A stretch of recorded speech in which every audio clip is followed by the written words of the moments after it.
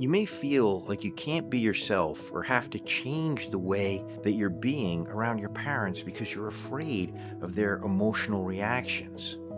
This creates a disconnection, but you don't know what else to do. It appears very convincingly that you're struggling with your parents and it's their fault.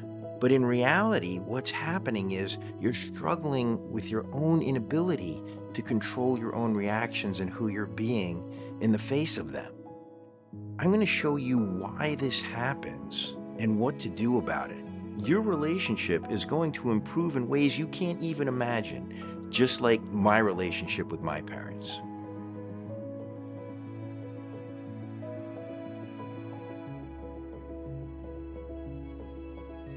First, let's talk about how you likely started feeling responsible for your parents' emotions.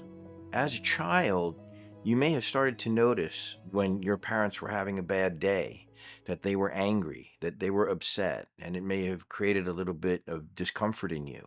It's in those moments that you wanted to solve that. It's loving, it's innocent, but it happens unconsciously and it starts to become a habit that builds up within you over time. And this is the dynamic that then gets carried into adulthood. Now, for the important part, what to do about it. Your parents very likely are just going to react the way that they've always reacted.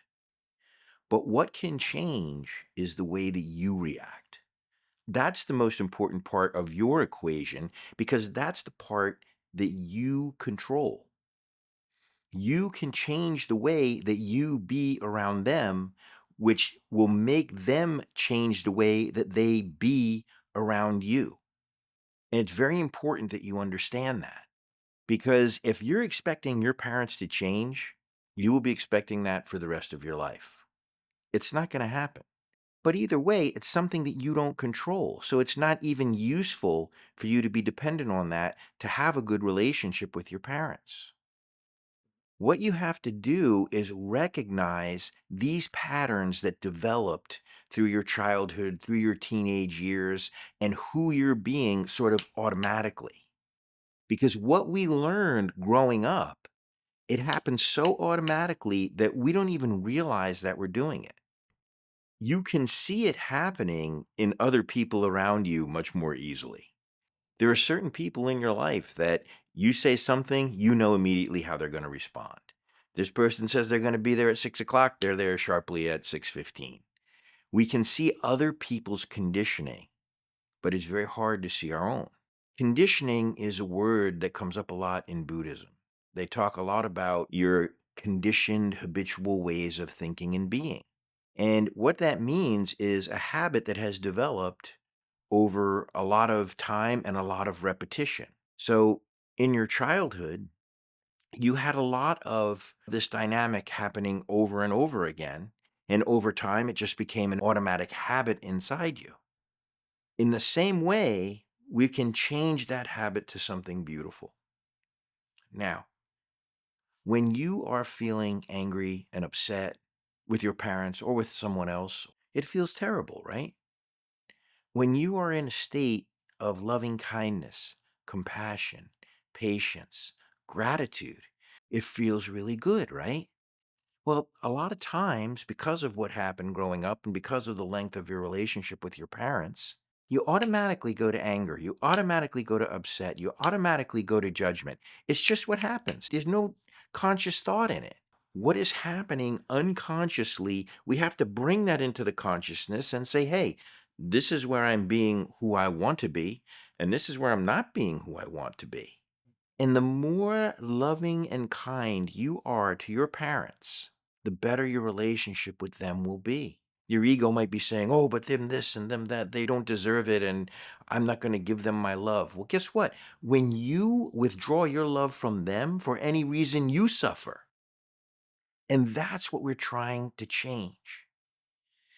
You can have a very beautiful relationship with your parents that will feel very good to you when you change how you feel inside, when you change who you're being towards them, when you let go of the conditioning of the past and consciously create a new conditioning that you know will precipitate you feeling great and you being the most beautiful version of you around them.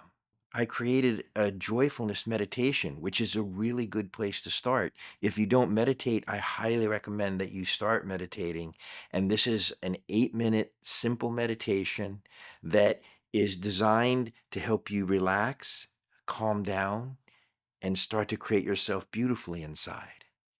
It's one of the things that you can practice when you're about to engage or interact with your parents, whether it's a phone call or a visit or whatever. You will notice that when your energy gets sweet, you will be pulling out the most beautiful parts of them. And the whole time you will feel good. But understand, even if you don't, even if they're in a very bad mood, even if they're in a bad place, even if something very difficult is going on for them, as long as you stay in this beautiful, sweet state, you will feel good, regardless of how they're being. And that's the practice here. That's the skill that we're trying to develop. That's the muscle that we keep flexing and flexing and flexing. And as you become more skillful in that, you will be happier and happier, and your relationship with your parents will be better and better and better. I love you very much, and I really hope that you have the most amazing relationship with your parents like I do, because your happiness and their happiness is very important.